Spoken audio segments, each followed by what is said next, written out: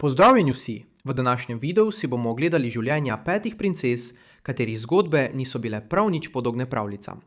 Od prisiljenih porok in izgube otrok do bolezni in osamljenosti so te ženske prenašale trpljenje, dolžnost in obup na načine, ki jih zgodovina redko izpostavlja.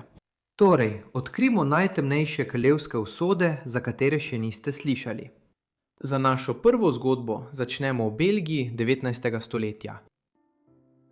Princesa Štefanija Klotilda se je rodila 21. maja 1864 v palači Lachen v predmestju Bruslja v Belgiji. Njen oče je bil princ Leopold, prestolonaslednik belgijskega prestola in sin kralja Leopolda I., prvega vladarja Belgije po njeni neodvisnosti leta 1831. Le leto in pol po njenem rojstvu je njen dedek umrl, njen oče pa je postal kralj Leopold II. Za svet je bil spoštovan kot mogočen državnik, ki je Belgijo kljub njeni majhnosti postavil na svetovni zemljevid. Državo je napolnil z veličastnimi palačami in mogočnimi javnimi stavbami ter si utrdil sloves vizionarskega vladarja. Toda za bleščečo fasado njegove vladavine se je skrivala tema. Danes je zapuščina Leopolda II. Grozljiva. Kongo je spremenil svojo zasebno posest, ga vladal železno roko in izkoriščal njegovo prebivalstvo za dobiček. Pod njegovo vladavino je bilo na kavčukovih plantažah zasužnjenih na milijone Kongovcev, ki so trpeli številna grozodejstva. Tragično je, da so te razmere skupaj z boleznimi in lakoto povzročile strm upad prebivalstva v Kongu. Torej je bilo bogastvo družine Štefanije deloma pridobljeno s krvavim denarjem iz Konga. Mati Štefanije je bila Marija Henrika Avstrijska, članica kraljeve hiše Habsburžanov v Avstriji, državi, ki je večino 18. stoletja vladala Belgiji. Z Leopoldom sta imela 4 otroke. Njuna prva hči Luiza se je rodila leta 1858, sledil pa je njun edini sin Leopold leta 1859. Skoraj 5 let kasneje se je rodila Štefanija, 8 let potem pa sta dobila še najmlajšo hčerko Klementino. Kljub vsem tem otrokom je bilo družinsko življenje belgijske kraljeve družine daleč od srečnega. Zakon njunih staršev je bil zgolj političen dogovor, saj sta imela popolnoma različne interese in osebnosti.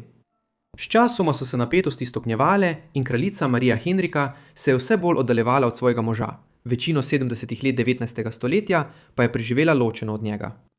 To je še povečalo toge omejitve kraljevskega življenja.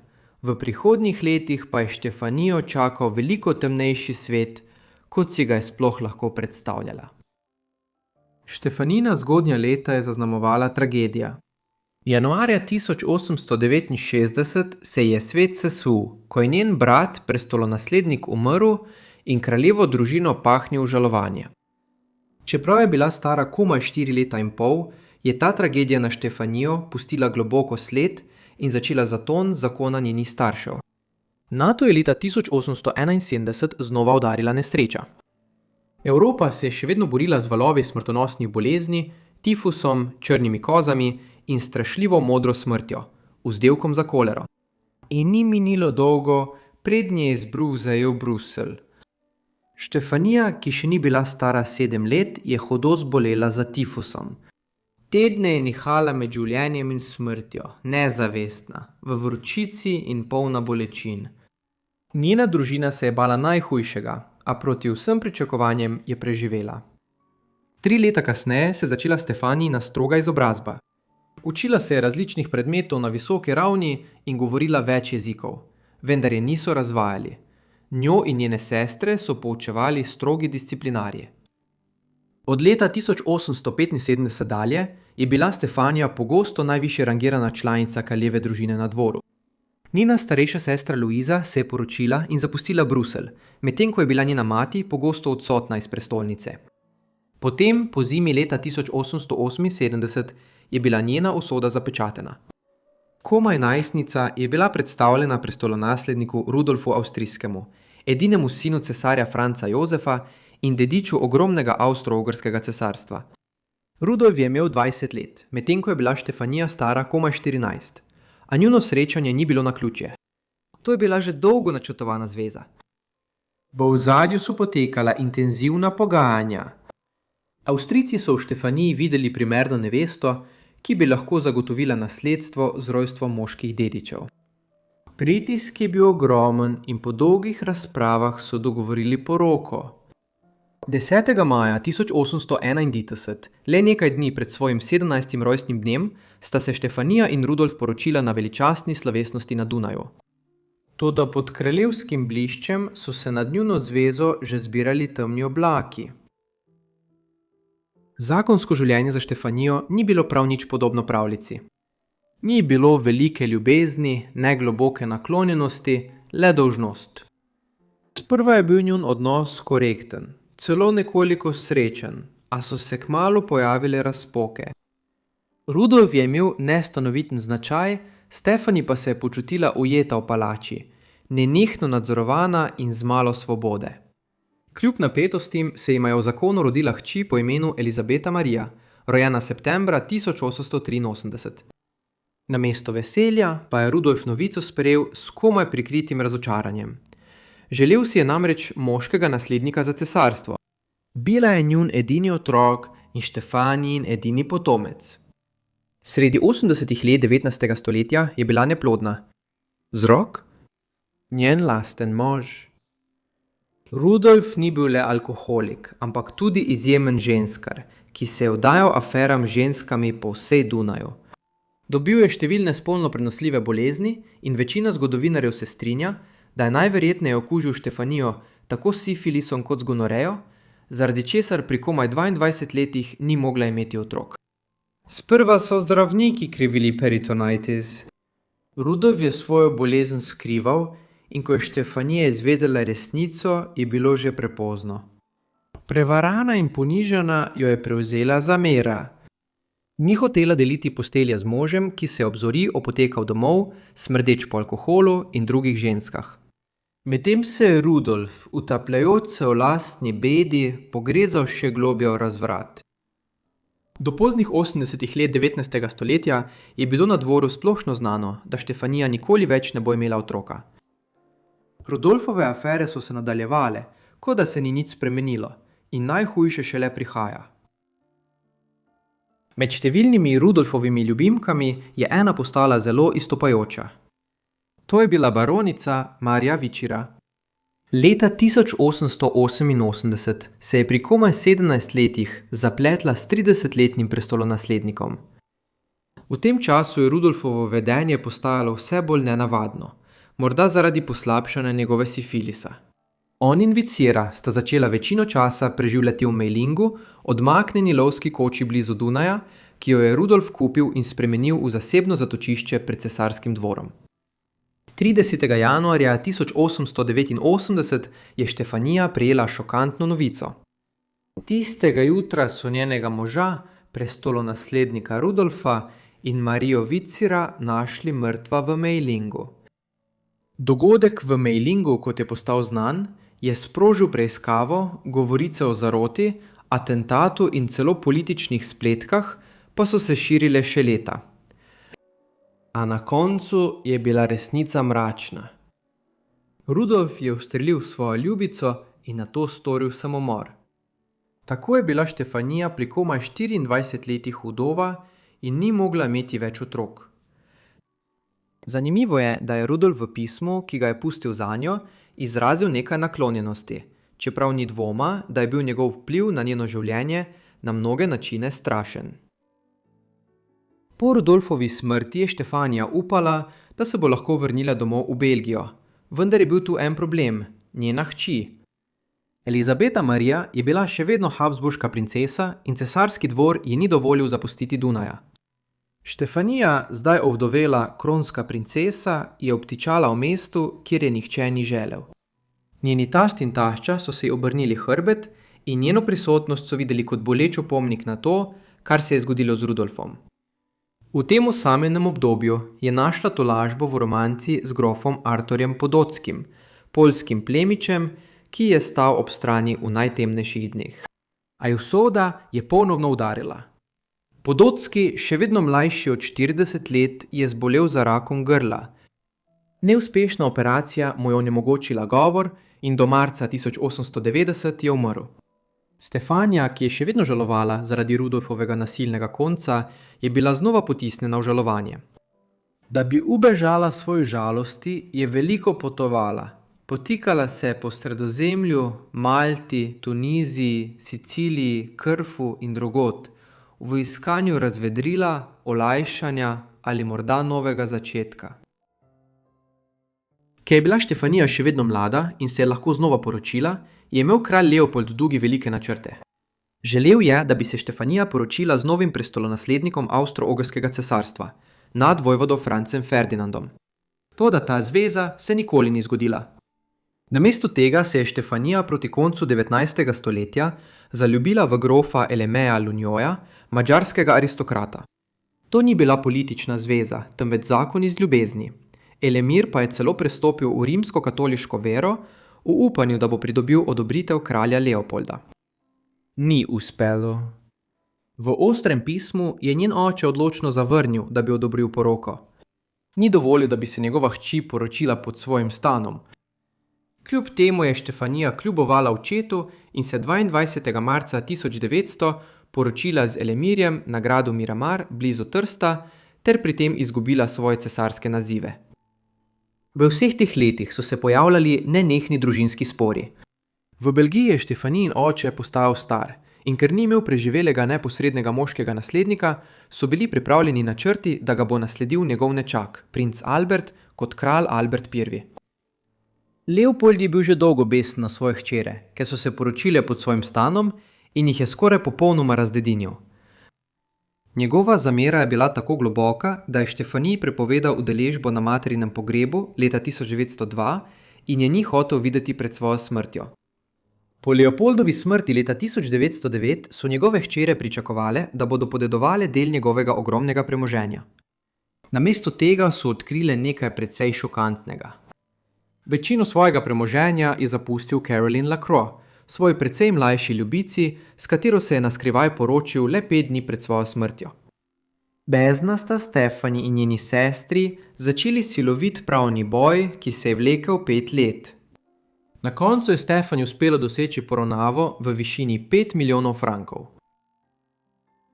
Poleti leta 1914 je bil med državnim obiskom v Sarajevu prestolonaslednik Avstro-Ogrskega cesarstva, nadvojvoda Franc Ferdinand, moški, za katerega je Stefanijin oče nekoč upal, da se bo poročila z njim, ubit strani srbskega nacionalista Gavrila Principa. Njegova smrt je sprožila krizo, ki je hitro prerasla v Prvo svetovno vojno. Le nekaj tednov kasneje je Nemčija napadla Belgijo. Kljub njeni nevtralnosti in Stefanijina domovina je ostala pod nemško okupacijo naslednja 4 leta. Ker je bila Avstro-Ogrska v vojni zaveznik Nemčije, se je Stefani znašla v neprijetnem položaju, saj je živela v imperiju, ki je pomagal okupirati njeno domovino. Poleg tega je bila prepričana, da je bil cesar Franc Jožef na nek način vpleten v atentat na svojega naslednika, Franca Ferdinanda. Na srečo sta bila takrat ona in Elimir daleč od Dunaja. Leta 1906 sta se naselila v dvorcu Ruzolcen v današnji Slovaški, enem redkih krajev, ki jih vojna ni dosegla. Tam se je Štefanija posvetila dobrodelnemu delu in našla smisel v svetu, ki se je okoli nje razpadal. Ko je cesar Franc Jozef leta 1916 umrl, sta se Štefanija in Elme vrnila na Dunaj, tako na njegov pogreb kot na slavje ob kronanju novega vladarja. Le 2 meseca kasneje je bil Elimir povzdignjen v princa v madžarskem plemstvu. Toda njun svet se je kmalu zrušil. Oktobra 1918 je Avstro-Ogrska izgubila vojno in razpadla na ločene države. Medtem ko je bila večina habsburških kraljevih članov izgnanih, sta bila Štefanija in Elemir te usode obvarovana. Ostala sta v dvorcu Rudzoze, čeprav sta še naprej pogosto potovala in imela srečen zakon. Štefanija in Elemir sta po prvi svetovni vojni živela mirno življenje. Takrat je bila že babica, saj je njena hči v začetku 20. stoletja rodila več otrok. Vendar pa je odnos med Štefanijo in njeno hčerko v začetku 20 let postal napet. To je bilo zaradi osebnega življenja Elizabete Marije in njene politike. Bila je socialistka in je v Avstriji postala znana kot rdeča nadvojvodinja. Po zadnjem sporu leta 1924 sta se Štefanija in njena hči Elizabeta Marija očitno popolnoma odtujili in nikoli več nista govorili. V teh letih je Štefanija napisala svoje spomine, ki so bili objavljeni leta 1935, v angleščini pa leta 1937 pod naslovom Bila naj bi cesarica. Vendar to ni bila popolna avtobiografija, saj je komaj omenila pol stoletja, ki je sledilo Rudolfovi smrti. Namesto tega je bila knjiga razdeljena na 4 dele, pri čemer je bil zadnji del naslovljen Tragedija v Mayerlingu. Jasno je bilo, da se je njena zgodba, vsaj tista, ki jo je izbrala povedati, končala leta 1889.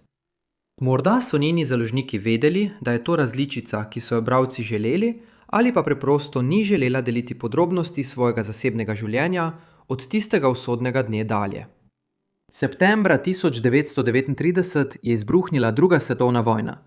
Stefanija in njen mož nista živela blizu frontne črte, sosednje države pa so bile prihranjene najhujših bojev. Kljub temu sta bila proti koncu vojne zakonca zaskrbljena zaradi nacističnih načrtov, da bi Ruco spremenili v poljsko bojnišnico, ko je sovjetska rdeča armada napredovala v srednjo Evropo. Ko so Rusi tja prispeli, pozno spomladi, 1945 sta Stefanija in Eleme poiskala zatočišče v Nadopatiji v Pannonhalmi. Tam je umrla 23. avgusta 1945, stara 81 let. Svojo hčerko je razdedinila leto prej in Elizabeta Marija se ni udeležila Stefaninega pogreba. Pokopana je bila v kripti Opatije Eleme, ki je umrla manj kot leto kasneje, pa je bil pokopan poleg nje. Nato se podajamo nazaj v Španijo, 17. stoletja, kjer je bila nežna mlada princesa prisiljena v poroko s stricem in je trpela posledice. Infanta Margarita Teresa oziroma Margareta Teresa po angleško se je rodila v kraljevi palači Alcazar v Madridu 12. julija 1651. Njen oče je bil kralj Filip IV. Vladar Španije je bil od leta 1621, potem ko je prišel na prestol, ko je imel komaj 15 let. Filip je bil znan kot Re Planeta, kar pomeni kralj planeta.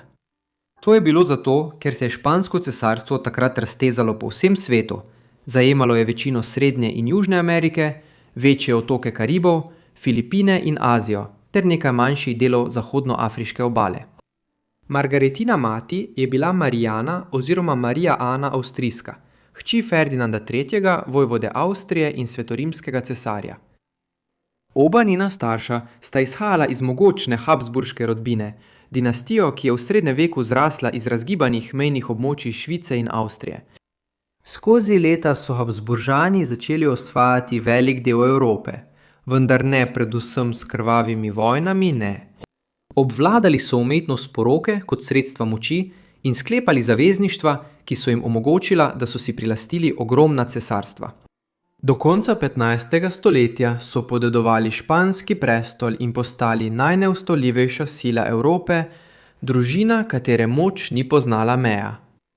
Habsburžani niso bili znani samo po svojem ogromnem cesarstvu. Bili so zloglasni zaradi svoje nevarne obsednosti s porokami med sorodniki. Generacijo za generacijo so se poročali med sorodniki in sklepali zavezništva na račun lastnega zdravja. Ta izkrivljena tradicija bi privedla do uničujočih genetskih posledic, ki bi njihovo dinastijo ohromile od znotraj. Starši Margarite Tereze niso bili le daljni sorodniki. Bila sta si veliko bliže, kot bi si kdo smel biti. Njen oče je bil iz španske veje družine, njena mati pa iz avstrijske strani. Toda njuna povezanost je bila še veliko globlja, saj sta bila v šokantnem primeru kraljevskega parjenja v sorodstvu stric in nečakinja. Zaskrbljujoče tesne krvne vezi med Margaretinimi starši so imele svojo ceno. Od njunih 5 otrok so 3 umrli kot dojenčki. Preživela sta le 2, Margareta in njen mlajši brat Karel, ki je v angleščini znan kot Charles. Toda preživetje ni pomenilo odrešitve. Karl je bil živa priča grozotam parjenja v sorodstvu.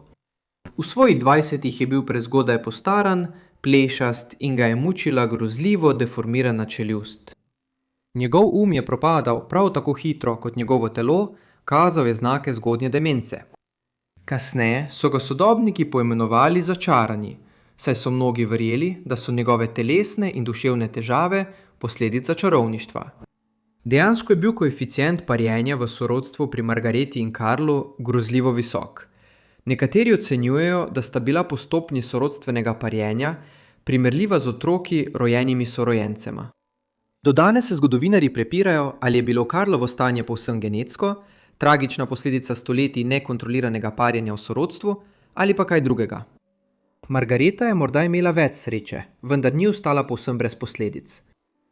Čeprav je bila precej bolj zdrava kot njen brat, je nosila habsburško prekletstvo na svoj način, kot bomo videli.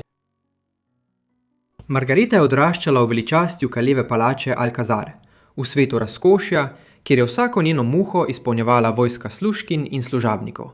Na primer, infantka si je pogosto privoščila sladkarije in čokolado, ki jih je morala skrivati pred dvorni zdravniki. A pod vsem tem razkošjem so ležale dušeče omejitve madridskega dvora, kjer je bil vsak gib, vsaka beseda, vsak pogled določen z nepopustljivim kraljevim bontonom. Kot princesa mogočne dinastije Habsburžanov je prejela najboljšo izobrazbo, ki sta lahko zagotovila denar in moč. Učila se je več jezikov, med drugim se je spopolnjevala v nemščini, da bi se lažje pogovarjala s svojimi habsburškimi sorodniki z avstrijske strani družine, in se učila latinščine, svetega jezika učenosti in rimsko-katoliške cerkve. A nobena izobrazba je ni mogla pripraviti na usodo, ki jo je čakala. Ko je Margareta odraščala, ni mogla prezreti očitne starostne razlike med svojima staršema. Njen oče je bil namreč skoraj 30 let starejši od njene matere. Če jo je ta podrobnost motila, tega ni nikoli pokazala. Ne glede na starostno razliko, sta jo njena starša oboževala. Bila je njun dragulj, edini resnično zdrav otrok, ki ga je njuna zveza ustvarila, in sta jo obdarjala z ljubeznijo. S svojimi nežnimi potezami in živahnim duhom je Margareta očarala vse okoli sebe. Bila je njun mali angelček, vzdevek, ki so ga z občudovanjem šepetali tako družinski člani kot prijatelji. Morda je prav zato njeni starši naročili portret enemu največjih evropskih slikarjev. Da jo ovekoveči na osupljivem portretu, ko je bila stara komaj 5 let. Portret, ki bo postal ena najbolj znanih slik v zgodovini. Velasquezova slika je bila nekoč znana kot La Familia, družina. Deins se imenuje Las Meninas, kar pomeni dvorske dame. To je bolj primeren naslov, saj prikazuje Margareto, ki streže več služabnikov, ki ji popravljajo obleko. Med številnimi osebami upodobljenimi na sliki izstopa še ena, Marija Barbola, dvorjanka s pritlikavostjo. V obdobju, ko so bili ljudje z njenim stanjem pogosto zgolj zabava za plemstvo, je Velázquez naredil nekaj radikalnega. Namesto, da bi jo prikazal kot šalo, je dal globino, dostojanstvo in prodorn pogled, ki nakazuje kompleksen notranji svet. Tudi sam Velázquez se pojavi v mojstrovini, kot tihi opazovalec razkošnega, a hkrati togega sveta španskega dvora. V Las Meninas so v slikah in ogledalih vidni tudi drugi ljudje, vključno z Margaretinimi starši. In to ni bila edina slavna slika Margarete. Velázquez je naslikal kar 5 portretov princese v njeni mladosti in tako ovekovečil njeno lepoto ter kraljevsko eleganco. Pravzaprav je bila ena najbolj portretiranih mladih oseb v vsej zgodnji moderni Evropi, s čimer je ustvarjala svojo podobo moči in prestiža, čeprav je to ostro nasprotovalo žalostni usodi, ki jo je čakala. Morda se nam danes to zdi težko razumljivo, vendar je že leta 1656, ko je bila Margaret stara komaj 5 let in je nastala slika Las Meninas, na španskem dvoru že potekala vse večja razprava o tem, s kom se bo poročila. V neusmiljenem svetu kraljevske politike poroka nikoli ni bila stvar ljubezni, temveč moči. Čustva in osebne želje niso pomenile nič, ko so bile na kocki dinastije. Kot hči španskega kralja Margareta ni bila le princesa, temveč ključna figura v brutalni šahovski igri evropske diplomacije. Njena prihodnost pa je bila odločena dolgo, preden jo je sploh razumela. Na primer, nekoč je bilo predlagano, da bi se lahko poročila s Karlom Stuartom iz angleške kraljeve družine. Leta 1660 je bil ponovno postavljen na angleški prestol kot kralj Karel II. Anglije, Škotske in Irske, potem ko je Anglija v 50. letih 17. stoletja za kratek čas poskusila biti republika. Takšna poroka bi bila uporabljena za oblikovanje nepričakovane zveze z Angleži v času, ko sta bila Francija in Španija zagrizena tekmeca za prevlado v zahodnji Evropi. Na koncu se je Karel leta 1662 namesto tega poročil s Katarino Bragansko, portugalsko nevesto. Propad pogajanj, da bi se Margareta poročila s Karlom Stuartom, je bil predvsem posledica nasprotovanja kralja Filipa.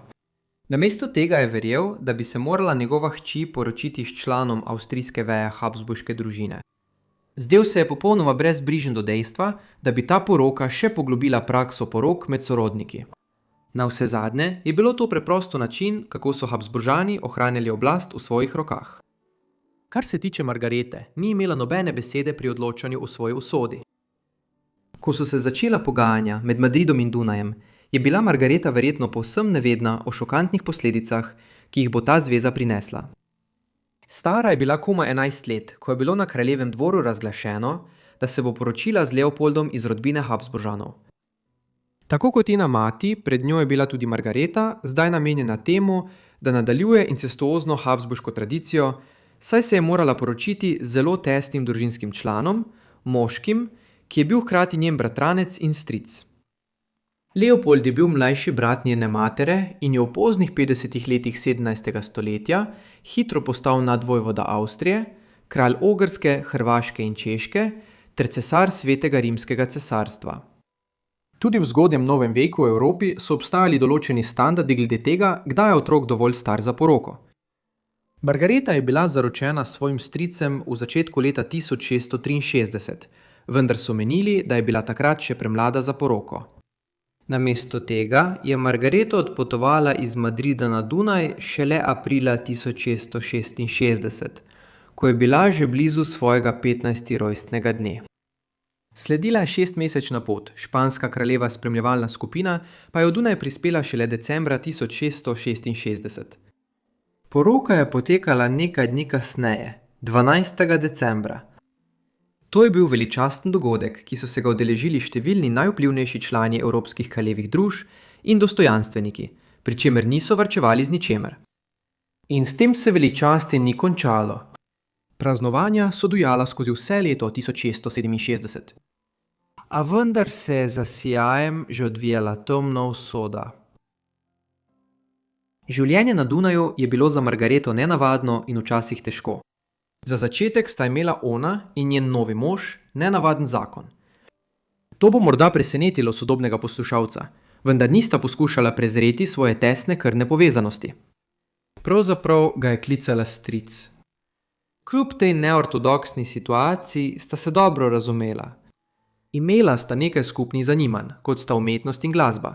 Leopold pa se je po najboljših močeh trudil, da bi se Margareta počutila udobno v svojem novem okolju. Prav tako je bilo običajno, da so člani kraljeve družine, kot je Margareta, ko so zapustili svojo domovino, da bi se poročili s tujim vladarjem ali princem, s seboj pripeljali člane svojega starega osebja. Tako je imela okoli sebe nekaj znanih obrazov na dvoru na Dunaju, ko se je privajala na svoje novo življenje. Morda so bili tam celo nekateri ljudje, ki so bili v Madridu, ko je Velázquez pred mnogimi leti slikal Las Meninas. Kljub temu je Margareta ostala globoko domotožna, se oklepala svojih španskih korenin in storila le malo, da bi izboljšala svojo nemščino. S časom je njena nekoč nežna lepota začela bledeti. Polt je postajala bolj bleda, poteze bolj utrujene, značilna habsburška čeljust pa je postajala vse bolj izrazita. Zakon je bil težaven tudi na druge načine. Margareta je skoraj takoj po prihodu na Dunaj zanosila in septembra 1667 rodila dečka, ki so ga poimenovali Ferdinand. Vendar je preživel le 3 mesece in pol in umrl januarja 1668. Zdelo se je, da se je njuna sreča obrnila z rojstvom naslednjega otroka, hčerke Marije Antonije, ki se je rodila januarja 1669. Ona bi bila edina od Margaritinih otrok, ki bi preživela. Dva druga nista imela take sreče. Sin John Leopold se je rodil 20. februarja 1670, a je žalostno umrl že po nekaj urah. Druga hči Marija Ana je živela le 2 tedna, preden je umrla februarja 1672. In ta uničujoč vzorec je bil napoved tega, kar še prihaja. Margaretine težke nosečnosti so bile deloma posledica njenih lastnih zdravstvenih težav. Čeprav je bila kot otrok veliko bolj zdrava kot njen brat, je imela v letih pred prihodom na Dunaj in po njem nekaj vse večjih zdravstvenih težav. Ko je konec leta 1666 prispela v avstrijsko prestolnico, so ljudje tam hitro začeli opažati njene pogoste bolezni. Nekaj časa so številni opazovalci to pripisovali stalnim naporom zaradi nosečnosti. V samo 6 letih je prestala 6 nosečnosti, vključno 4 živorojenimi otroki in 2 spontanima splavoma, pri čemer jo je vsaka izmed njih pustila bolj izčrpano in bolj depresivno kot prej. Toda sčasoma je postalo jasno, da je v ozadju nekaj bolj zloveščega. Margareta je bila pogosto priklenjena na posteljo, tudi kadar ni bila noseča. Zdravniki so ji diagnosticirali povečano ščitnico, vendar v 17. stoletju ni bilo zdravila in njeno stanje se je samo še slabšalo. Za Margareto so se stvari resnično poslabšale zgodaj spomladi leta 1673. Imela je 3 tedne trajajoč napad bolečin v trebuhu. Nato je dobila vročino. Obstajajo dokumenti, ki so jih v tem času napisali tuji ambasadorji na dvoru na Dunaju, ki kažejo, da so bili mnogi resno zaskrbljeni, da bo umrla. Do začetka marca je imela težave z dihanjem.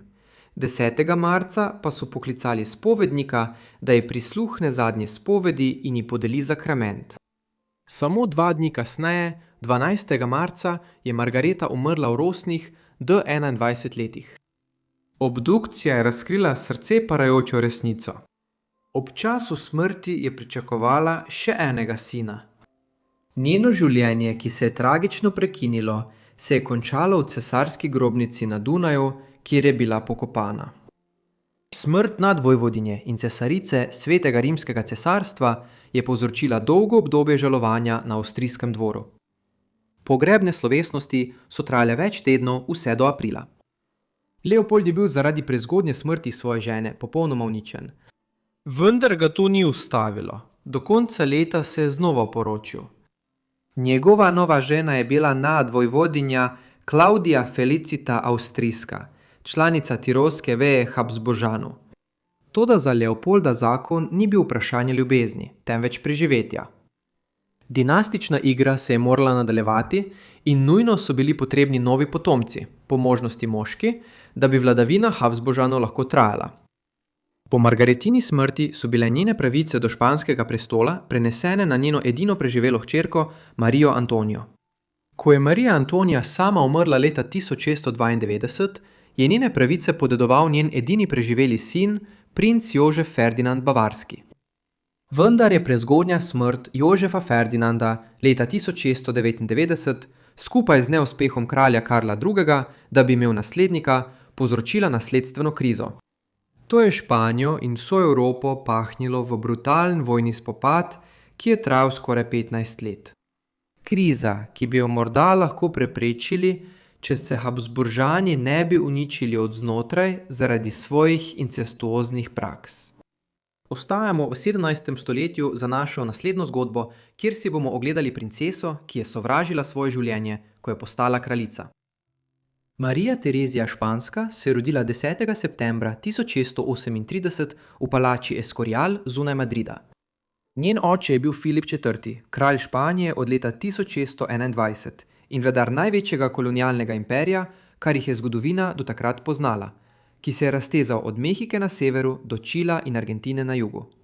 Njena mati je bila Elizabeta Francoska, hči kralja Henrika IV. Francoskega in sestra kralja Ludvika XIII., ki je bil v času rojstva Marije Terezije vladar Francije.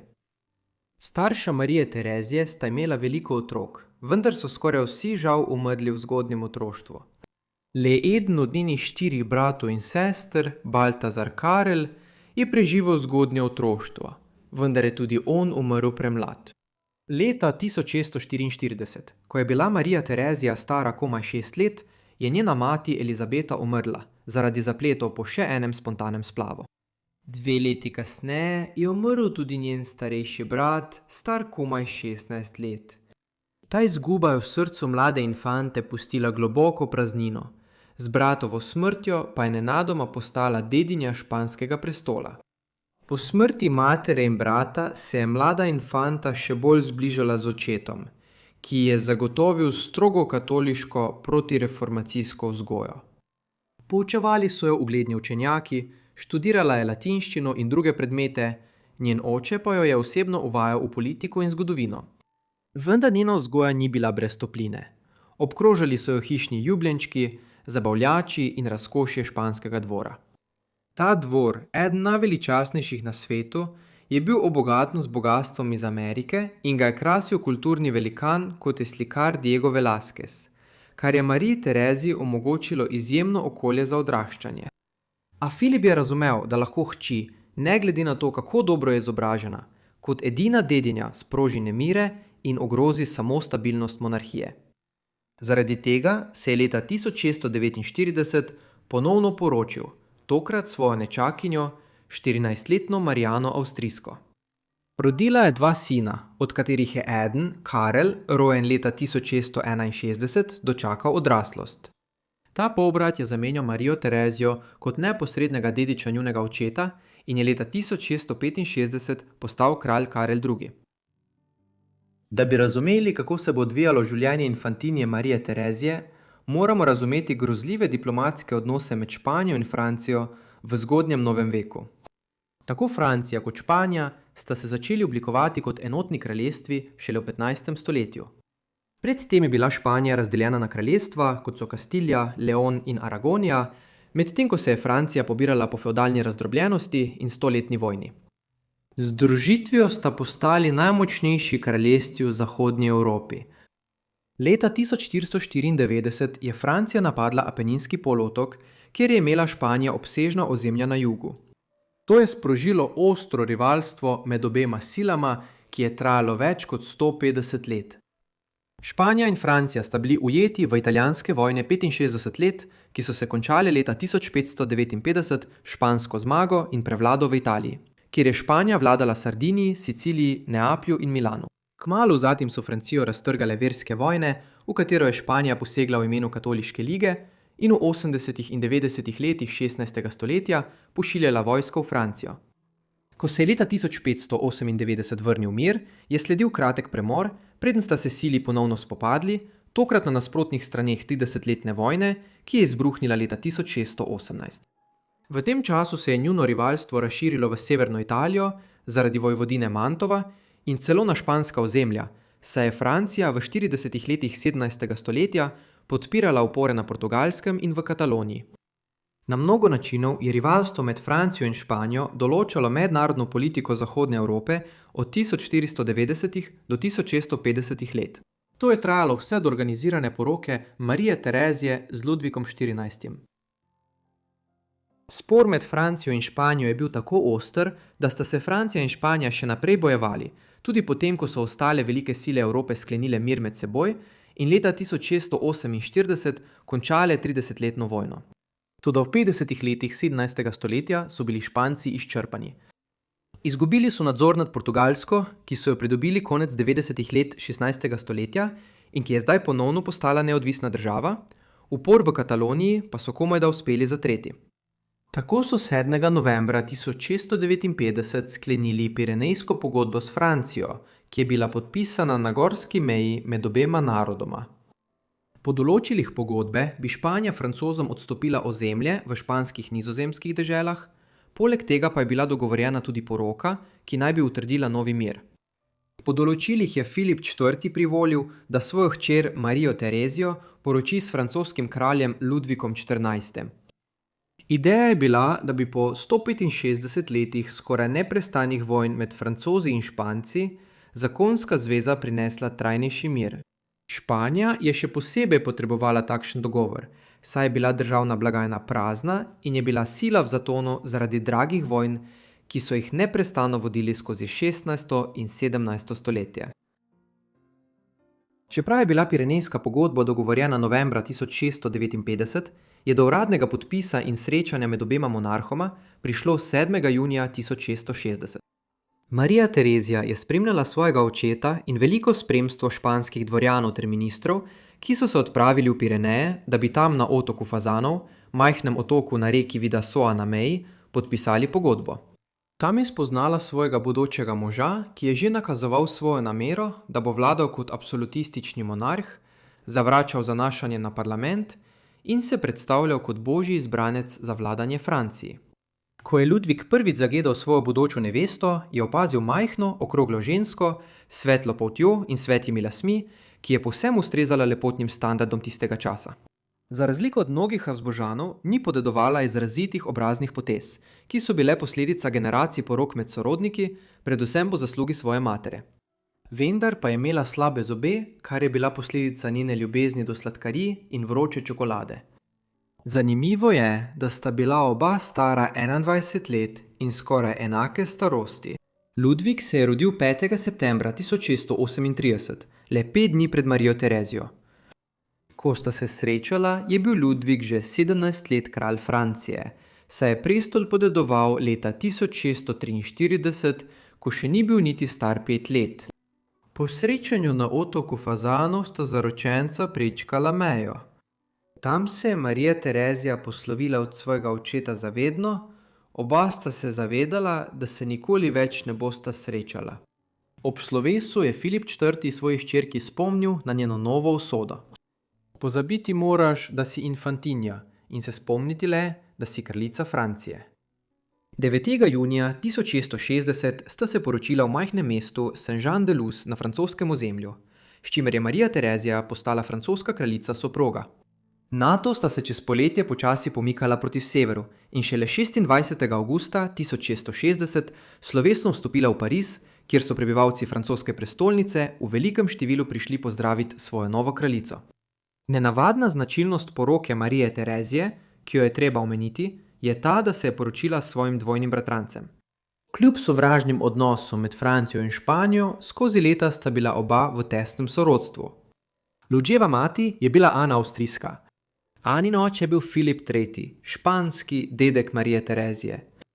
Poleg tega je bila zaradi hudega križanja v sorodstvu med špansko in avstrijsko kraljevo hišo, dvema ločenima vejama Habsburške dinastije, Marija Terezija z Lujem povezana tudi na druge zapletene načine. Da bi bilo še bolj zapleteno, je bila po neposredni družinski liniji Marijina mati Elizabeta, teta Ludvika XIV. Tako sta bila oba rezultat evropskega kraljevskega križanja v sorodstvu in ta incestuozna zveza bi to le še poglobila.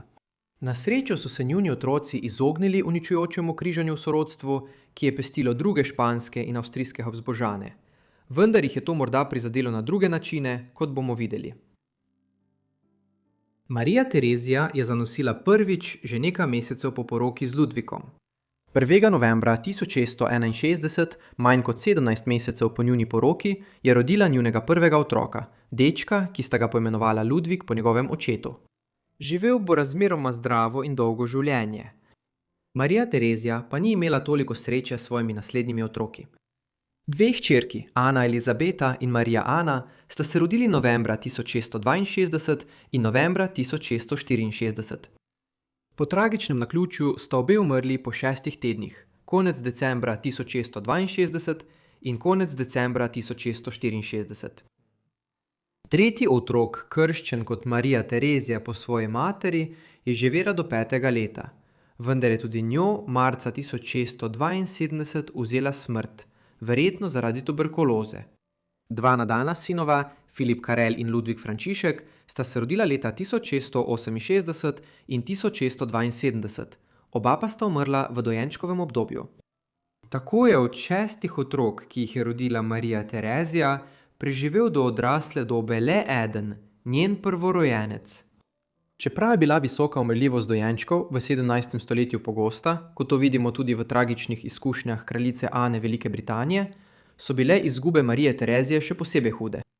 Krhkost njenih otrok morda ni bila posledica le omejitev medicine tistega časa, temveč tudi njene močno prepletene krvne linije in poroke z dvojnim prvim bratrancem, kar je še dodatno okrepilo dedne slabosti.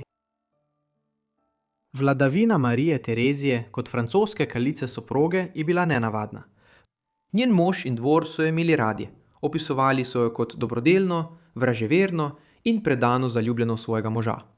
Naredila je vse, kar je lahko, da bi mu ugajala, sprejela je modo francoskega dvora in sodelovala na plesih ter prireditvah, kljub svoji naravni sramežljivosti. Svoj prosti čas je preživljala obdana s svojimi španskimi dvornimi damami, s svojimi palčki, s svojimi majhnimi psički in svojo ljubljeno čokolado. Znano je bilo tudi, da je pogosto nosila visoke pete, da bi nadomestila svojo majhno postavo, vendar je bila nerodna in je pogosto padala. Vendar je bila njena predanost vsak dan na preizkušnji. Ludvik, serijski ženskar, je imel vrsto ljubimk tako v Parizu, kot kasneje v na novo zgrajeni palači Versailles. Marija Terezija je mnoge izmed teh prezirala in pogosto je na samem jokala, vendar je si namenoma zatiskala oči in se z njim nikoli javno ni soočila. Da bi vsaj delno nadomestil svoje nezvestobe, je Ludvik pogosto prirejal komične predstave, še posebej španske komedije, za katere je vedel, da jih ima rada. Obkrožena s francoskim plemstvom je Marija Terezija vzpostavila tesno vez s svojo taščo Ano Avstrijsko, vdovo Ludvika XIII. In svojo habsburško sestrično. Z Ano je Marija Terezija lahko govorila špansko, molila, obiskovala cerkve in opravljala dobrodelna dela stran od radovednih oči francoskega dvora. Ljubeče jo je klicala Dia, vendar je bila Anina smrt januarja 1666 uničujoča izguba, saj je izgubila pomembno zaveznico in zaščitnico. Po Anini smrti se Ludvik ni več trudil skrivati svojih afer, še posebej potem, ko je jeseni 1666 padel pod čar Madame de Montespan. Poleg tega je bila njena glavna vloga kot kraljica soproga poskušati posredovati v odnosih med Francijo in Španijo. Njen mož je bil odločen razširiti svoje kraljestvo in si je na koncu prizadeval razširiti vzhodno mejo vse do reke Ren na Nizozemskem in v zahodni Nemčiji. To bi nujno ponovno pripeljalo Francijo v konflikt s Španijo, ki je še vedno nadzorovala špansko-nizozemsko, ki se je v bistvu prekrivala z današnjo Belgijo. Španci so nadzorovali tudi Franche-Comté oziroma svobodno deželo na območju današnje vzhodne Francije. Marija Terezija se je maja 1667 znašla v zelo težkem položaju, ko je njen mož napovedal vojno njeni rodni državi, da bi si poskušal prilastiti ta ozemlja. Vojna za devolucijo je bila na koncu kratek spopad, v katerem so Francozi preplavili špansko-nizozemsko. Do maja 1668 so bile sklenjene mirovni pogoji, po katerih je Španija Franciji odstopila velik del španske Nizozemske. Mirovni pogoji bi bili za Špance morda še strožji, če Marija Terezija ne bi uspela umiliti zahtev svojega moža. Marija Terezija ni dočakala starosti. Julija 1683 je Marija Terezija dobila hudo ognojek pod pazduho. Neto se je pojavila vročina in njeni zdravniki so se odločili za takrat običajen medicinski postopek puščanja krvi. Zareza je morda zadela veliko veno ali arterijo in umrla je zaradi posega 30. julija, stara 44 let. Njene zadnje besede so bile: "Odkar sem kraljica, sem imela le en srečen dan." Ludvik XIV. Se je kmalu naskrivaj poročil z eno od svojih dolgoletnih ljubimk, vendar zakon nikoli ni bil javno razkrit in nista imela nobenih zakonitih otrok. To je pomenilo, da je edini preživeli otrok Marije Terezije ostal edini dedič prestola. Veliki delfin oziroma veliki princ, kot so ga imenovali, je živel do leta 1711. Vendar pa ni preživel svojega očeta Ludvika XIV., ki je živel do leta 1715. Na koncu, ko je umrl, je na prestol kot kralj Ludvik XV. Prišel pravnuk Marije Terezije, vnuk velikega delfina. Neposredna linija španske kraljeve družine je izumrla leta 1700, ko je Marijin Terezijin polbrat Karel II. Umrl v poznih 30 letih, deloma zaradi zdravstvenih zapletov, ki jih je povzročilo hudo parjenje v sorodstvu. Ko je umrl, je Filip Anžujski, sin velikega delfina in vnuk Marije Terezije, postal španski kralj Filip VT. Tako je poroka Marije Terezije z Ludvikom XIV. Leta 1660 ne le utrdila mir med Francijo in Španijo, ampak je 40 let kasneje član francoske kraljeve družine postal kralj Španije. Za našo četrto zgodbo se vračamo v sredino 16. stoletja. Ana Avstrijska se je rodila 2. novembra 1549 v Sigalesu blizu Valladolida v Španiji. Njen oče je bil bodoči cesar Svetega rimskega cesarstva, Maksimilijan II., sin Ferdinanda I., nadvojvode Avstrije in kralja Ogrske, Češke in Hrvaške, ki je leta 1556 postal cesar Svetega rimskega cesarstva. Maksimilijan bi po očetovi smrti leta 1564 podedoval njegove obsežne naslove in si tako utrdil položaj med najmočnejšimi evropskimi vladarji. Čeprav je bila Ana iz avstrijske družine, se je rodila v Španiji zaradi daljšega obiska njenega očeta v tej državi, ki se je leta 1548 poročil. Marija, hči nikogar drugega kot Karla V., svetega rimskega cesarja, španskega kralja in najvplivnejšega monarha v vsej Evropi. Kot ste morda že slutili, sta bila Anina starša tesno v sorodu.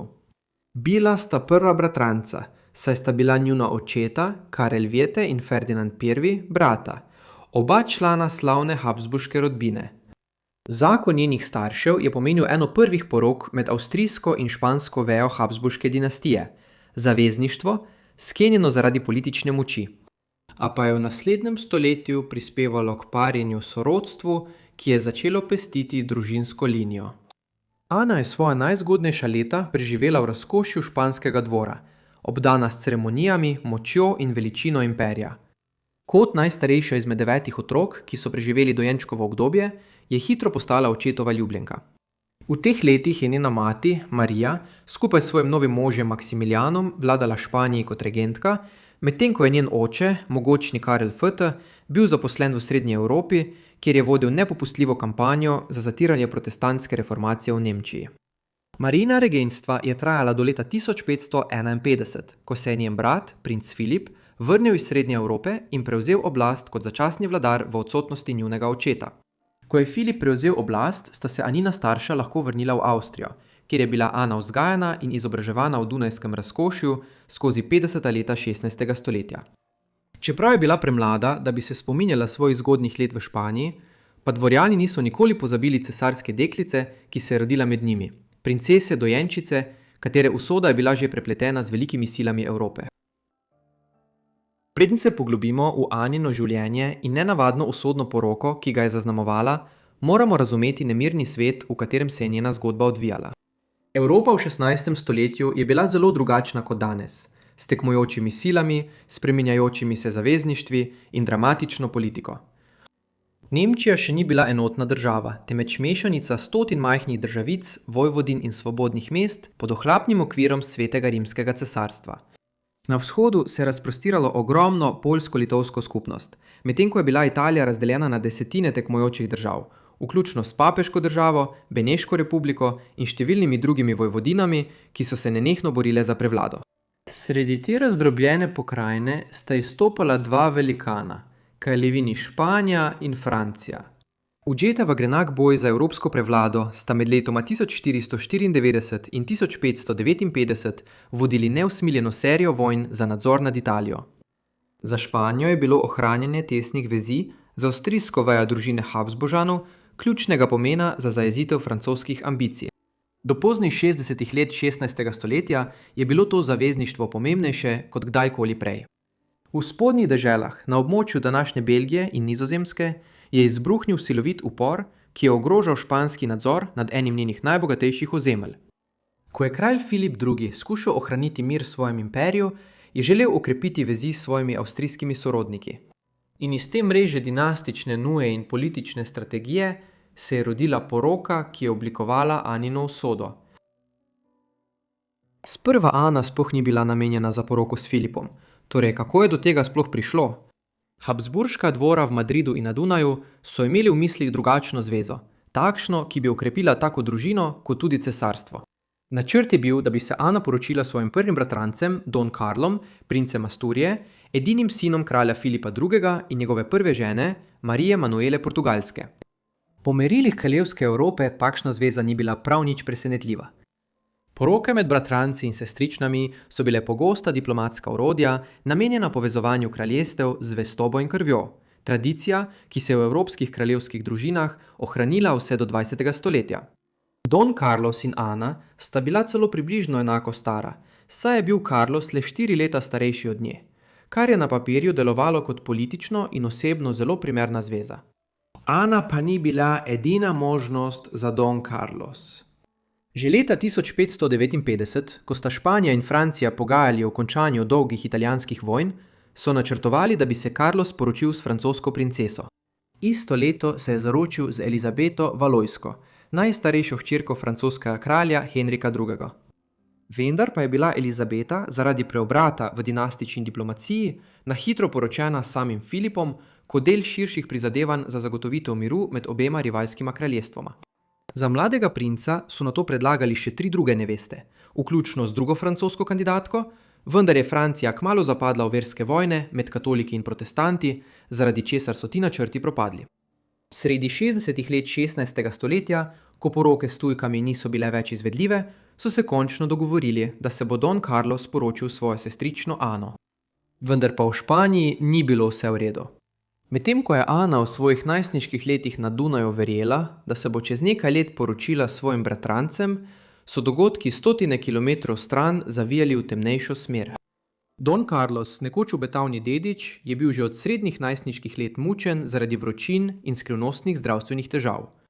Leta 1562 je nato utrpel poškodbo glave po padcu po stopnicah in kljub nizu nenavadnih in pogosto brutalnih medicinskih posegov se je njegovo psihično stanje začelo slabšati.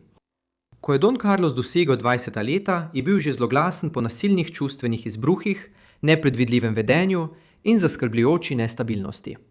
Njegova dejanja so postajala vse bolj nevarna.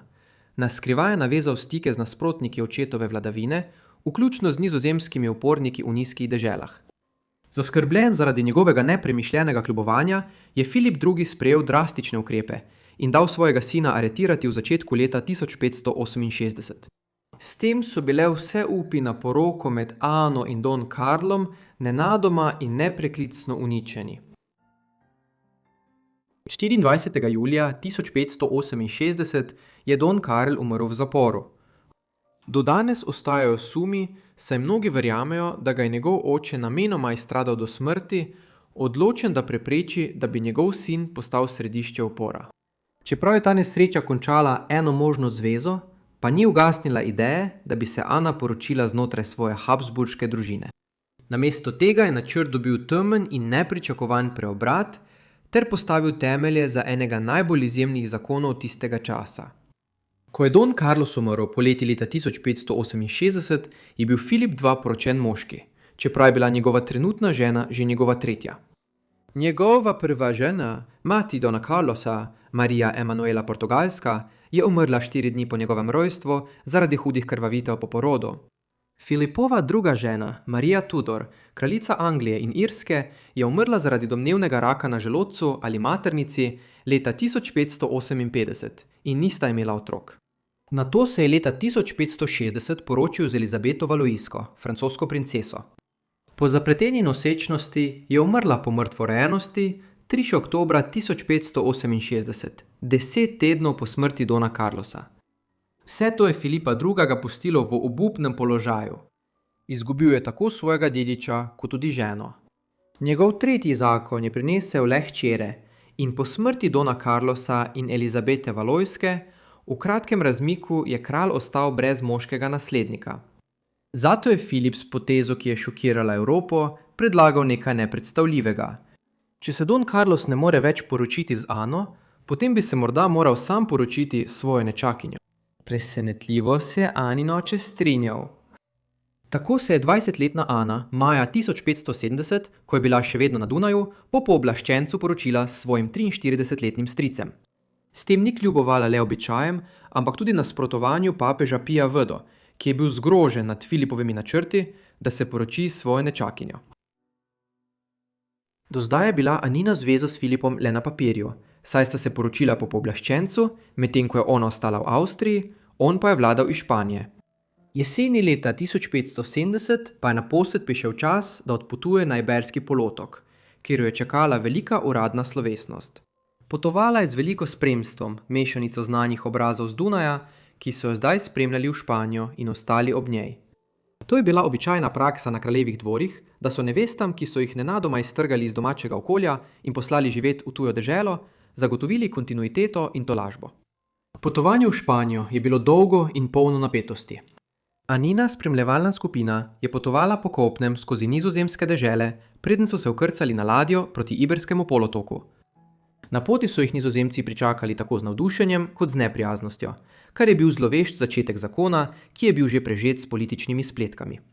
Potovanje se je odvijalo v ozadju nedavno izbruhlega nizozemskega upora, ki je izbruhnil leta 1568 po letih tlenja nemirov na španskih habsburških ozemljih.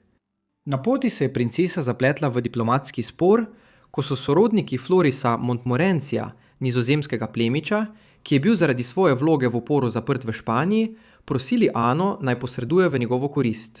Po tednih na morju je 3. oktobra 1570 prispela v Španijo in uradno zaprosila, naj mu prihranijo življenje. A prednje lahko prišla do kralja, je bil Floris 16. oktobra skrivaj usmrčen, zadavljen do smrti, kot meni večina zgodovinarjev, po ukazu Filipa. Po vseh podatkih se je Ana v Španiji presenetljivo dobro prilagodila življenju. Pozdravili so jo mnogi, ki so se spominjali kot dojenčico, njena prisotnost pa je prinesla iskrico življenja v tok in pogosto resen španski dvor.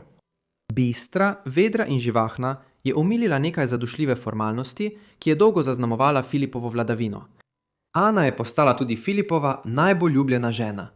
Diplomati so poročali, da je bil kralj resnično zaljubljen v svojo mlado ženo in za razliko od mnogih njegovih predhodnikov ni nobenih zapisov, da bi imel ljubice med njunim zakonom.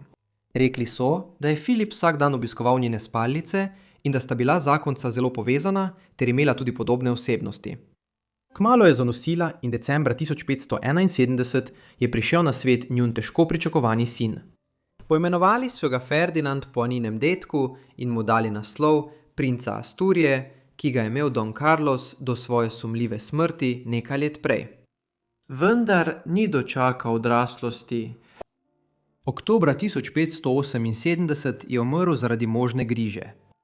Na žalost je Ferdinandova usoda postavila vzorec za prihodnje otroke Ane in Filipa.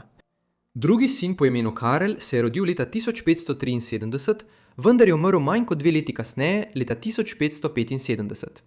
Drug deček po imenu Diego se je rodil leta 1575. Ker je bil Ferdinand v tem času še živ, se je zdelo, da je nasledstvo zagotovljeno, saj sta bila za kratek čas 2 zdrava sinova v vrsti za prestol. Ko pa je Ferdinand leta 1578 umrl, je Diego postal prestolonaslednik. Preživel je svojo mater, vendar je tudi on na koncu umrl mlad zaradi črnih kos leta 1582. Njuna edina hči po imenu Marija, rojena leta 1580, je umrla leta 1583.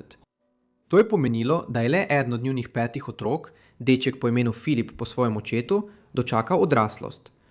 Rođen je bil leta 1578 in postal je dedič, ki si ga je Filip II želel, celo do te mere, da se je poročil svojo nečakinjo.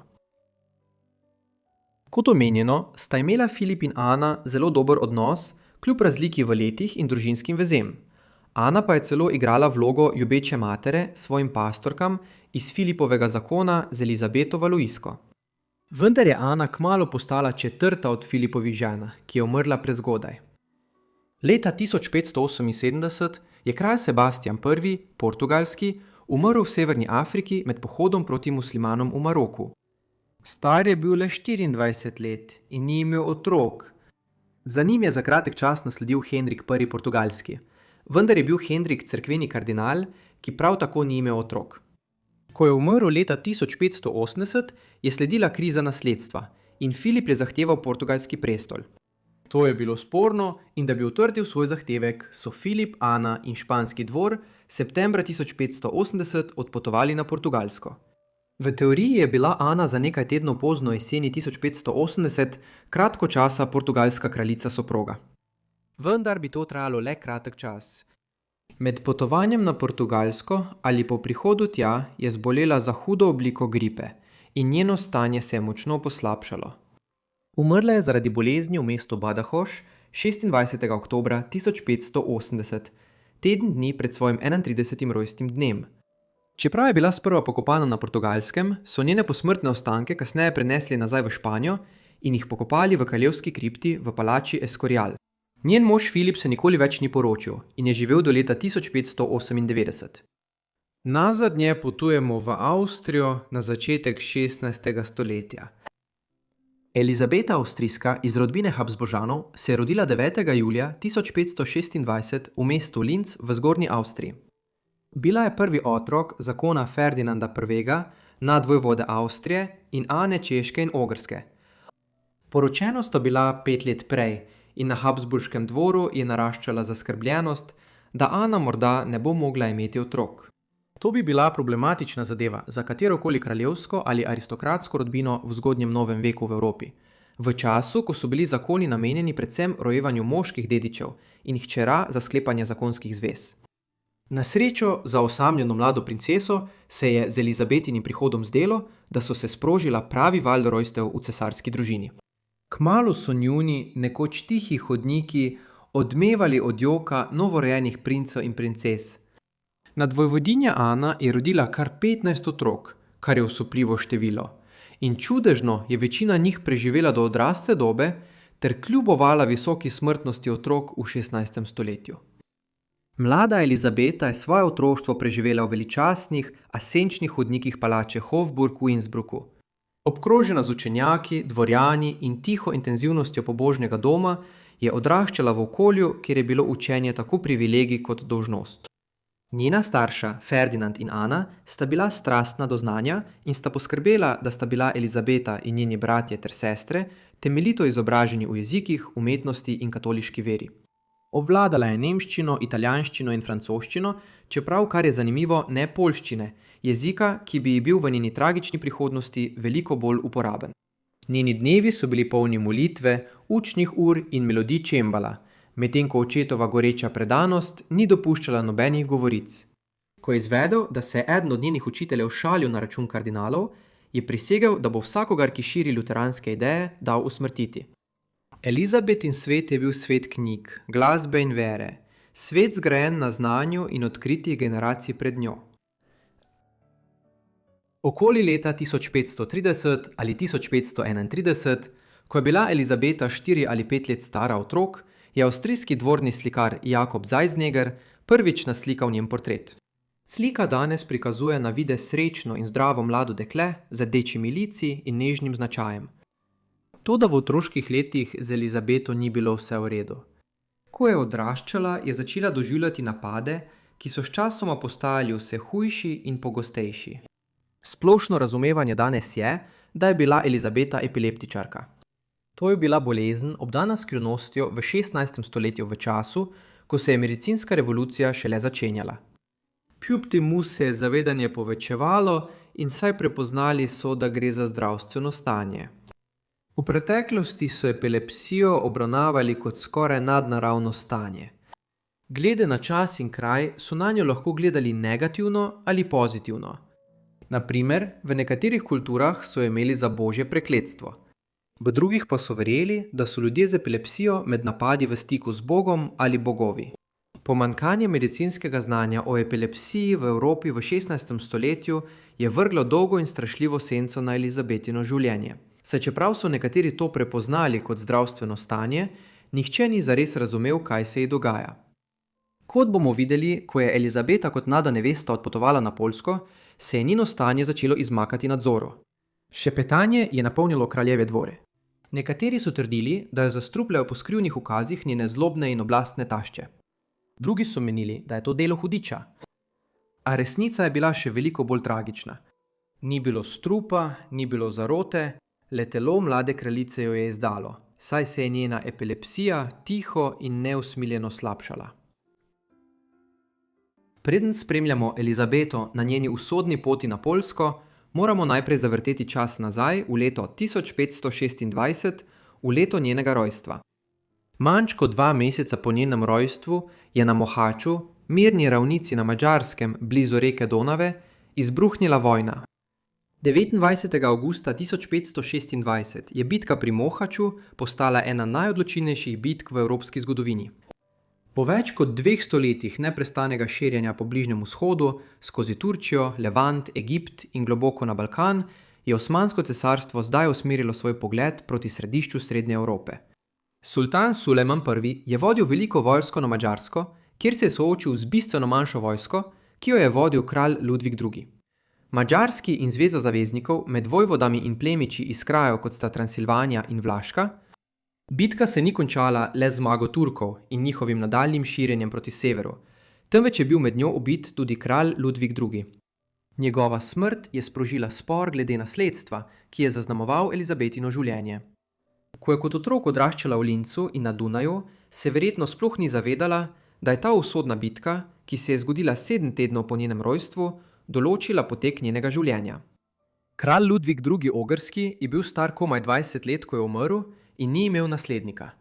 Z njegovo smrtjo se je končala neposredna linija jagelonskih kraljev, ki so vladali Ogrski od smrti kralja Matije Korvina leta 1490. Poleg tega je bil Ludvik II. Tudi kralj Hrvaške in Češke. Medtem ko so bila nekatera ozemlja, ki jim je vladal le po imenu, zdaj zasedena strani osmanskih Turkov in bodo tako ostala še stoletja. V nekaterih primerih je bila cena za to, kdo ga bo nasledil, precejšnja. 3 različne krone, tiste madžarske, češke in hrvaške. Bila sta 2 močna kandidata za prestol. Elizabetin oče je bil eden izmed njih. Ferdinandova žena, Elizabetina mati, se ni zaman imenovala Ana Češka in Ogrska. Bila je sestra zdaj že pokojnega kralja Ludvika II. In hči Vladislava II., ki je vladal Ogrski, Češki in Hrvaški vse do svoje smrti leta 1516. Preko Ane so bili Ferdinandovi otroci, vključno z dojenčico Elizabeto, krvni dediči jagelonske dinastije, živo nadaljevanje te kraljevske rodbine. Njegov zahtevek ni temeljila le na osvajanju ali politiki, temveč na sami krvi, matrilinearnem mostu, ki je povezoval Habsburžane s premaganimi kronami iz Srednje Evrope. Drugi pretendent na 3 prestole je bil Žan Zapojo, vojvoda Transilvanije. Kot nekakšen madžarski mejni gospod je užival podporo madžarskega plemstva, ki ga je tudi predlagalo za naslednika Ludvika II. Poleg tega je bil v sorodu s poljsko hierarhijo, kraljestvom, kjer je posebna veja dinastije Jagelonov vladala tako kraljevini Poljski kot velikemu vojvodstvu Litve. Čeprav stari kralj Sigismund I. Poljski ni nameraval uveljavljati svojih pravic do prestolov Ogrske, Hrvaške in Češke, ni mogel prezreti grožnje habsburške širitve. Da bi omejil njihovo naraščajočo moč, je podprl Ivana Zapoljo, Ferdinandovega tekmeca. Sledila je brutalna vojna za nasledstvo, ki je v eni ali drugi obliki divjala vse do Zapoljeve smrti leta 1540. Boj, ki je preoblikoval ravnotežje moči v Srednji Evropi. Tukaj vstopi Elizabeta v zgodbo. Da bi utrdil svoj zahtevek, je Ferdinand vedel, da se mora doseči kompromis s Poljsko. Jagelonska dinastija sama ni želela vladati Ogrski, vendar so z nelagodjem opazovali, kako Habsburško cesarstvo, ki je vključevalo tudi špansko vejo, ki se je raztezala od Španije do Amerike, postaja vse močnejše. Čeprav je bila Poljska v 16. stoletju močna sila, ni želela, da bi Habsburžani razširili svoje lovke še bolj proti vzhodu v Češko in Ogrsko. Vsaj želeli so jih nevtralizirati in skleniti zavezništvo, če naj bi si Ferdinand zagotovil Ogrsko in Češko. Ferdinandovi diplomati so kmalu začeli pogovore s poljskim dvorom in predlagali zakonsko zavezništvo, osredotočeno na mlado Elizabeto. Zveza bi Jagelonce pomirila, da Habsburžani, ko bi si zagotovili prestola Češke in Ogrske, ne bi posegali naprej na poljska ozemlja. Načrt je bil preprost. Elizabeta bi se poročila z mladim poljskim kraljem in velikim litovskim knezom Sigismundom II. Augustom. Čeprav je bil še otrok, je bil Sigismund leta 1529 postavljen za sovladarja skupaj s svojim ostarelim očetom. Pogajanja o poroki so se začela naslednje leto, leta 1530, s čimer so najstarejšo Ferdinandovo hčer povezali s poljsko krono. Uradna pogodba je bila podpisana novembra istega leta, vendar je bila Elizabeta stara komaj 4 leta. Sporazum je določal, da bo poroka počakala, dokler ne dopolni 7 let, ob čemer je bilo potrebno papeško dovoljenje, ki ni bilo potrebno le zaradi njene starosti, temveč tudi zato, ker sta bila mladoporočenca v sorodu, kot bratranec in sestrična z eno generacijo razlike. Sčasoma so načrt spremenili. Poroka bi bila preložena do zgodnjih 1540-ih, ko bi Elizabeta dosegla primernejšo starost. Po letih občutljivih pogajanj je Elizabeta aprila 1543, stara komaj 16 let, končno zapustila Dunaj. 2 tedna kasneje je prispela v Krakov, kjer je prvič srečala moškega, katerim je bila zaročena že 13 let, Sigismunda II. Augusta, ki je bil zdaj star 22 let. Tisti dan sta se v veličastju katedrale Vavelj poročila. Elizabeta je bila zdaj okronana za veliko vojvodinjo Litve in kraljico Poljske ter tako zapečatila dolgo pričakovano politično zavezništvo. Naslednja 2 tedna je Krakov preplavilo praznovanje, festivali, pojedine in ognjemeti, kar je zaznamovalo upanje mnogih, da bo to začetek trajnega miru med Poljsko in Avstrijo. Toda pod sijajem in pesmijo se je začela odvijati temnejša zgodba, ki bo kmalu to kraljevsko zvezo spremenila v tragedijo. Ko so se praznovanja končala in je nastopila realnost, se je Elizabetino življenje v Krakovu spremenilo v nočno moro. Njeno zdravje se je med potovanjem na Poljsko poslabšalo in začela je doživljati vse več epileptičnih napadov. Razmere v njenem zakonu pa so bile še slabše. Eden od razlogov, da je bila poroka preložena do leta 1543, je bilo močno nasprotovanje Sigismundove matere Bone Sforze. Bila je italijanska plemkinja iz rodbine Sforza, ki je vladala milanskemu vojvodstvu od sredine 15. stoletja. Bona je bila ostra in vplivna osebnost na poljskem dvoru, ter je bila odločena preprečiti širitev Habsburžanov. Zaradi tega se je poroki upirala na vsakem koraku. In ko je Elizabeta končno prispela, je svoj novi snahi zagrenila življenje. Na primer, tudi po poroki je še naprej spodbijala pogoje zakonske pogodbe in dote. Elizabeta je bila medtem mlada in plašna ženska in jo je odnos tašče zelo prestrašil. A za palačnimi zidovi so se skrivale še globje težave. Sigismund ni gojil veliko naklonjenosti do svoje mlade neveste in Elizabete sploh ni imel za privlačno, zato je še naprej imel več ljubimk, s katerimi se je videval celo javno po njuni poroki. Daleč od doma je bila Elizabeta osamljena na tujem dvoru, spremljala pa je le majhna skupina Avstrijcev. Obdajala sta jo sovražna tašča in mož, ki jo je imel za malo več kot diplomatsko figuro v igrah moči Srednje Evrope. Zato je bilo morda neizogibno, da se je njeno zdravje še naprej slabšalo. Dvorjani so poročali, da so se njeni napadi pojavljali vse pogosteje, medtem ko so se širile zlovešče govorice, da jo stara kraljica Bonr zastruplja, čeprav nikoli niso našli nobenih dokazov o zastrupitvi. Njene težke okoliščine so vzbujale sočutje pri mnogih, poljsko plemstvo pa je nasplošno občudovalo njeno milino in nežnost. A tudi njihova dobra volja ni mogla spremeniti njene usode. Mladi Elizabeta je bila videti obsojena na pogubo že od trenutka, ko je prispela na Poljsko. Sredi 40 let 16. stoletja je val kuge zajel vzhodno Evropo. In kraljeva družina je sprejela edini preventivni ukrep, ki je bil takrat na voljo. Pobegnili so iz mesta in odšli na podeželje. Za nekaj časa je Sigismund odšel v Vilno, prestolnico velikega vojvodstva Litve, svojo najljubšo ljubico Barbaro Radivil. Medtem je Elizabeta potovala po Poljski s svojo taščo in tastom. Sigismund Alpršte, tako kot drugi, je bil sočuten do Elizabetine situacije, vendar je bil v tistem času že star in slaboten mož v poznih 70 letih in ji ni mogel veliko pomagati.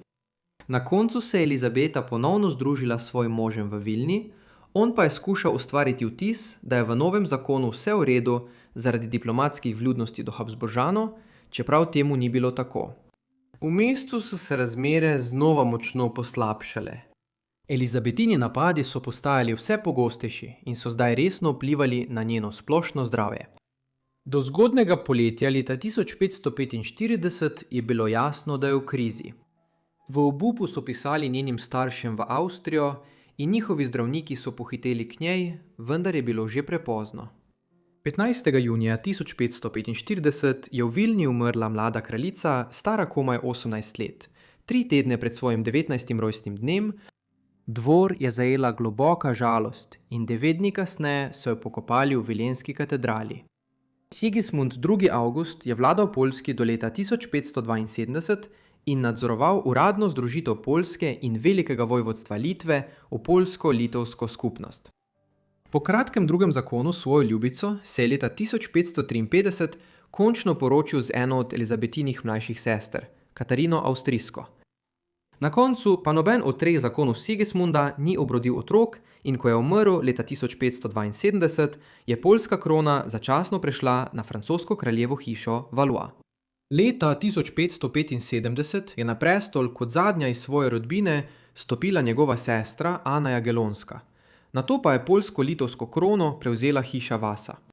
Tako je bilo vse skrbno diplomatsko spetkarjenje poljske krone na koncu zaman.